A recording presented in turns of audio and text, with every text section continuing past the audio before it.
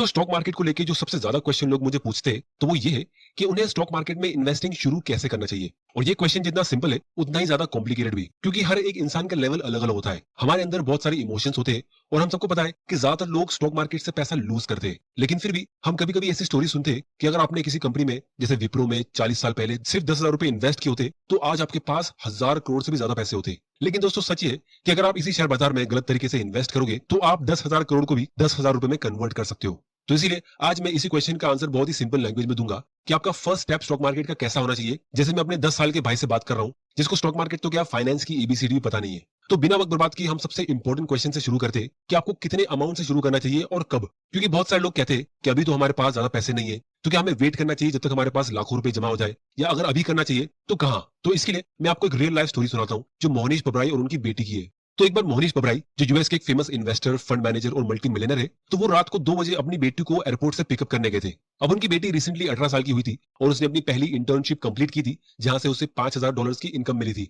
अब ये $5,000 यूएस के हिसाब से बहुत ही छोटा अमाउंट है। तो मोहनीश ने अपनी बेटी से कहा कि देखो अभी तुमने अपनी पहली इंटर्नशिप की है और तुमको इस $5,000 की इतनी जरूरत नहीं होगी, तो हम एक काम करते, मैं तुम्हारे लिए एक इन्वेस्टमेंट अकाउंट ओपन कर लेता हूँ और इसको कोई अच्छे स्टॉक में इन्वेस्ट कर लेता हूँ। तो वो कहती है कि हाँ ये तो एक अच्छा आइडिया है। तो फिर मोहनीश उससे पूछते कि चलो मान लो मैं इस $5,000 को 15% के रेट से हर साल ग्रो करता हूँ, तो जब तुम रिटायर होगी 68 की एज में तब ये अमाउंट कितना ग्रो हो चुका होगा। तो उनकी बेटी कहती है कि मुझे नहीं पता, शायद 50-60 हजार का हो जाए। अब क्योंकि वो रात के 2 बजे का टाइम था तो वो नींद में थी और इतना ध्यान नहीं दे रही थी। तो मोहनीश पबराई ने कहा कि देखो इसको आसान तरीके से कैलकुलेट करने का एक सिंपल सा फॉर्मूला है जिसे हम कहते हैं रूल ऑफ 72।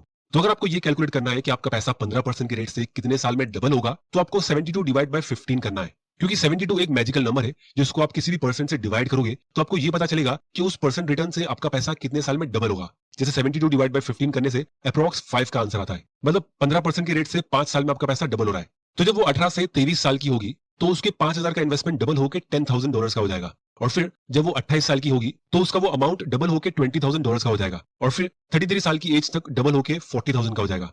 तो यहाँ तक सुनने में उनकी बेटी को थोड़ा बहुत इंटरेस्ट आ रहा था, लेकिन वो थोड़ी नींद में थी।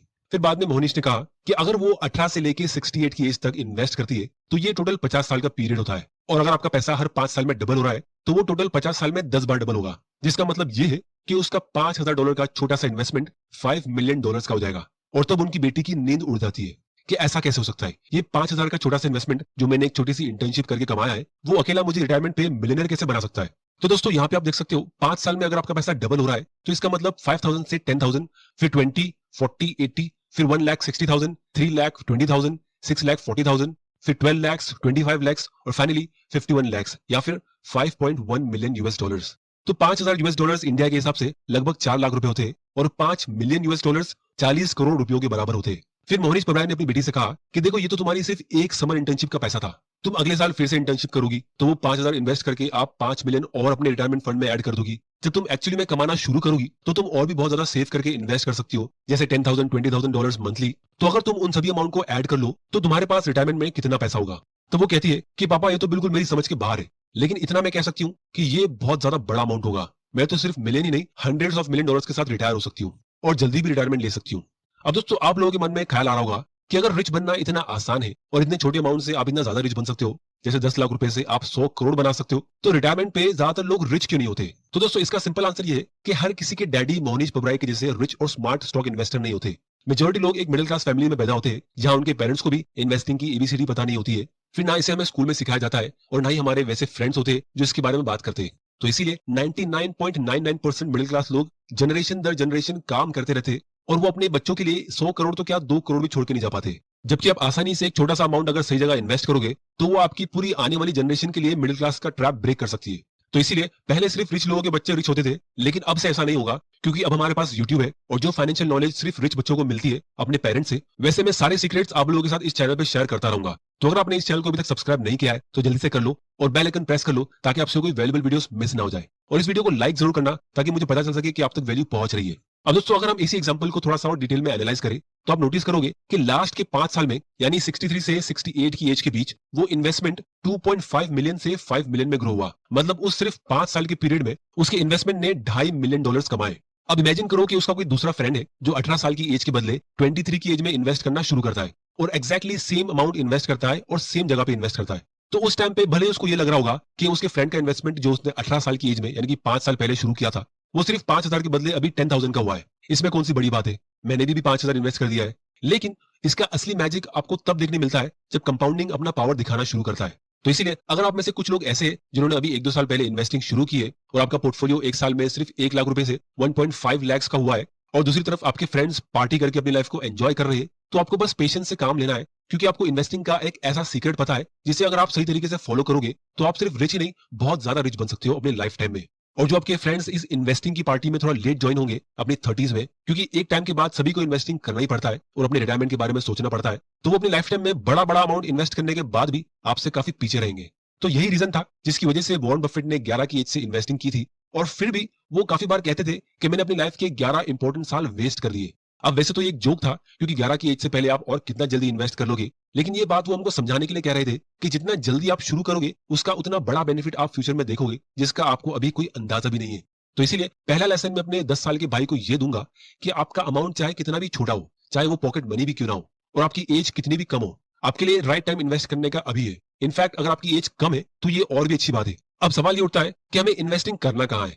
तो उसके लिए मैं आप लोगों को एक चीज बताता हूँ। अगर आप पिछले 30-40 सालों का डेटा देखो कि इंडिया में अलग अलग इन्वेस्टमेंट्स कितने रेट से ग्रो हुए, तो गोल्ड 9 से 10% के रेट से ग्रो हुआ है, पीएफ ने हमें 8 से 9% का रिटर्न दिया है, एफडी ने हमें 7 से 8% का रिटर्न दिया है, और सेंसेक्स और निफ्टी ऑलमोस्ट 15% के रेट से ग्रो हुए। अब जैसा हमने वीडियो के स्टार्ट में देखा था कि 15% के रेट से आपका पैसा हर 5 साल में डबल होता है, तो स्टॉक मार्केट से इस रेट से अगर आपको वेल्थ क्रिएट करना है तो उसके लिए ना आपको कोई फाइनेंस की डिग्री चाहिए, ना ही आपको किसी स्टॉक मार्केट के गुरु के पास जाना है। आपको बस किसी भी सिंपल से लार्ज कैप म्यूचुअल फंड में जिसकी फीस कम है, या इंडेक्स फंड में एसआईपी कर लेनी है, क्योंकि ज्यादातर सारे लार्ज कैप म्यूचुअल फंड्स का रिटर्न सेम ही होता है। तो अगर आप एक बहुत ही छोटे से अमाउंट की भी एसआईपी करते हो, जैसे सिर्फ 500 या 1000 रुपए की, और उसे काफी लॉन्ग टर्म तक करते हो, तो आप बहुत सारे लोगों के मुकाबले एक बहुत बढ़िया पोर्टफोलियो बिल्ड कर लोगे। लेकिन अगर आपको 15% से थोड़ा ज्यादा रिटर्न कमाना है, थोड़ी सी एक्स्ट्रा मेहनत करके, तो उसको हम आगे वीडियो में डिस्कस करेंगे।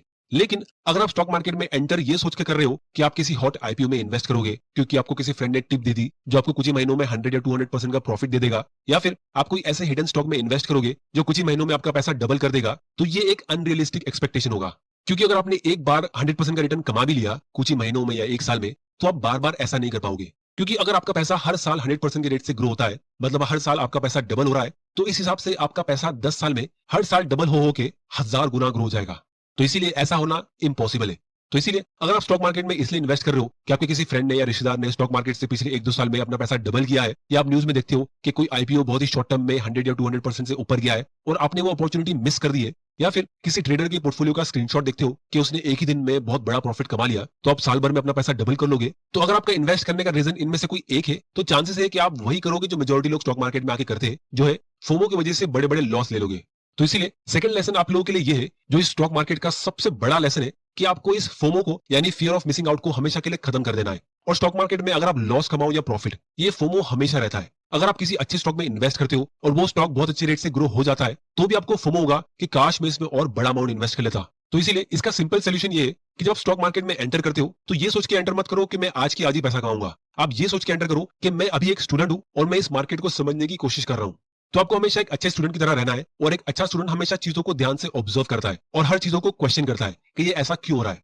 और आपको कभी भी किसी का फॉलोअर नहीं बनना है। अगर आप सोशल मीडिया पे लोगों को फॉलो करते हो, तो आपको उनका स्टूडेंट बनना है, फॉलोअर नहीं। जब आप किसी के ब्लाइंड फॉलोअर बन जाते हो, तो चांसेस है कि आप किसी भी चीज को क्वेश्चन नहीं करोगे और आंख बंद करके रॉन्ग डायरेक्शन पे भी जा सकते हो। तो इसीलिए आपको मेरा भी फॉलोअर नहीं बनना है। इस चैनल के आप एक अच्छे स्टूडेंट बनो और चीजों को समझने की कोशिश करो, ना कि बस ऑर्डर लेने की कोशिश करो। तो दोस्तों, इसके लिए आप बहुत सारे प्लेटफॉर्म्स को यूज कर सकते हो। जैसे हमारे पास एक प्लेटफॉर्म है स्टॉक ट्वीट्स, जो हमारे आज के एजुकेशनल पार्टनर है। अब यहाँ पे आपको स्टॉक मार्केट या किसी भी स्टॉक से रिलेटेड काफी सारी इन्फॉर्मेशन मिल जाती है। आप बहुत सारे सेबी रजिस्टर्ड एनालिस्ट के व्यूज भी देख सकते हो, और दूसरे लोगों के भी व्यूज देख सकते हो कि वो किसी पर्टिकुलर स्टॉक के बारे में क्या सोच रहे हैं।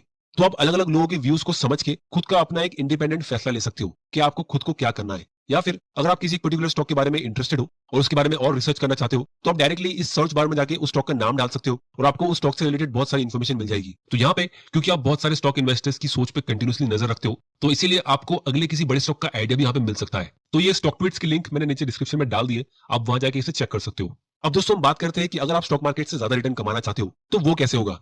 तो उसके लिए सबसे पहली चीज ये है कि जब भी आप स्टॉक मार्केट की एवरेज से ज्यादा रिटर्न कमाते हो, जैसे मान लो एग्जांपल के तौर पे सेंसेक्स पिछले 20 साल में 15% के रेट से ग्रो हुआ है और किसी इन्वेस्टर ने उसी टाइम पीरियड में 20% का रिटर्न कमाया है, तो इसका मतलब ये है कि उसने मार्केट को बीट करके 5% का एक्स्ट्रा रिटर्न अर्न किया है, जिसको हम अल्फा कहते हैं। तो उसके बदले किसी दूसरे इन्वेस्टर ने 15% से 5% का कम रिटर्न कमाया होगा, यानी कि 10%। क्योंकि इंडिया का स्टॉक मार्केट 15% के रेट से ग्रो हुआ और इंडिया के सारे इन्वेस्टर ने 20-25% के रेट से अपनी वेल्थ ग्रो की है, ऐसा कभी नहीं हो सकता। ऑन एन एवरेज अगर मार्केट 15% के रेट से ग्रो हो रहा है, तो अगर एक ग्रुप एवरेज से ज्यादा रिटर्न कमा रहा है, तो इसका मतलब ये है कि एक ग्रुप मार्केट एवरेज से कम रिटर्न कमा रहा है। अब अगर आपको ये बात अभी तक समझ नहीं आई, तो मैं आपको और भी सिंपल लैंग्वेज में समझाता हूँ। मान लो आपको कोई अच्छे स्टॉक की इन्फॉर्मेशन मिलती है कि ये स्टॉक आने वाले 10 साल में 20-25% के रेट से ग्रो होने वाला है, और फिर आप जाके उस स्टॉक में इन्वेस्ट करते हो। तो जब आप उस स्टॉक को बाय कर रहे हो, तो दूसरी तरफ कोई इंसान है जो आपको वो स्टॉक सेल कर रहा है, क्योंकि स्टॉक मार्केट एक सेकेंडरी मार्केट होता है, मतलब हर एक बायर के लिए एक सेलर होता है। तो अगर वो स्टॉक इतना अच्छा है, तो जो सेलर है वो उसे सेल क्यों कर रहा है? तो इसीलिए आपको पता होना चाहिए कि स्टॉक मार्केट में आपका एडवांटेज क्या है, और आपको सेकंड लेवल पे सोचना है। जैसे लेवल 1 थिंकिंग ये होती है कि आपको वो स्टॉक अच्छा लग रहा है और वो अच्छे वैल्यूएशन पे भी मिल रहा है। तो लेवल 2 थिंकिंग ये होती है कि अगर वो स्टॉक अच्छा है, तो फिर इतना सस्ते वैल्यूएशन में सेल क्यों हो रहा है, या फिर अगर वो रीजनेबल वैल्यूएशन पे सेल हो रहा है, तो भी लोग उसे बाय क्यों नहीं कर रहे। तो एक एडवांटेज आपका ये हो सकता है कि आपके पास पेशेंस है और आप उसमें 5 या 10 साल के लिए इन्वेस्ट कर रहे हो, क्योंकि बहुत सारे लोग इतना ज्यादा टाइम के लिए वेट नहीं करना चाहते। एक बार जेफ बेजोस जो अमेज़न कंपनी के फाउंडर है, उन्होंने वॉरेन बफेट से पूछा कि तुम्हारी स्ट्रेटेजी इतनी सिंपल है कि कोई भी इसे कॉपी कर सकता है, तो लोग इसे कॉपी करके रिच क्यों नहीं बनते। तो वॉरेन बफेट कहते कि लोगों को जल्दी अमीर बनना होता है, और उसके चक्कर में वो जल्दी तो क्या कभी भी अमीर नहीं बन पाते। तो इसीलिए अगर आप लॉन्ग टर्म माइंडसेट रखते हो, तो वो खुद में एक बहुत बड़ा एडवांटेज है। फिर दूसरा एडवांटेज ये भी हो सकता है कि आपके पास उस कंपनी या सेक्टर को लेकर ज्यादा नॉलेज है जो बाकी लोगों को नहीं पता है। जैसे मैं रिसेंटली कुछ कमेंट्स रीड कर रहा था, तो कुछ लोग डिस्कस कर रहे थे कि इंफ्रास्ट्रक्चर इंडस्ट्री इकोनॉमी के लिए बहुत इंपॉर्टेंट होती है, और फिर गवर्नमेंट भी उस सेक्टर में बहुत ज्यादा इन्वेस्ट कर रही है, तो वो एक अच्छा सेक्टर होगा इन्वेस्ट करने के लिए। क्योंकि जब भी गवर्नमेंट का फिस्कल बजट निकलता है, तो लोग रियल एस्टेट, ट्रांसपोर्ट और इंफ्रा जैसे सेक्टर्स में इन्वेस्ट करने जाते हैं, क्योंकि गवर्नमेंट उसके लिए हजारों करोड़ों का बजट अनाउंस करती है इन सेक्टर्स को ग्रो करने के लिए। और फिर बहुत सारे फिन इन्फ्लुएंसर्स आपको इंस्टा पे और यूट्यूब शॉर्ट्स पे मिल जाएंगे, जो रील्स बनाएंगे कि 5 best sectors to invest after budget, या इन 3 सेक्टर्स में अगले 5 साल में बहुत बड़ी ग्रोथ हो सकती है, क्योंकि गवर्नमेंट ने इनमें बहुत सारा अमाउंट इन्वेस्ट किया है। लेकिन सच ये है कि ऐसे सेक्टर्स में गवर्नमेंट इसीलिए इन्वेस्ट करती है क्योंकि वो ज्यादातर लॉस मेकिंग सेक्टर्स होते हैं, तो उसमें कोई भी स्मार्ट इन्वेस्टर्स या एंटरप्रेन्योर्स एंटर ही नहीं करते। उसमें इतनी इनोवेशन नहीं होती है, ना इतना कंपटीशन होता है, और क्योंकि उन सेक्टर्स की इकोनॉमी को जरूरत होती है, तो गवर्नमेंट खुद उनमें इन्वेस्ट करती है ताकि कंट्री ग्रो हो सके।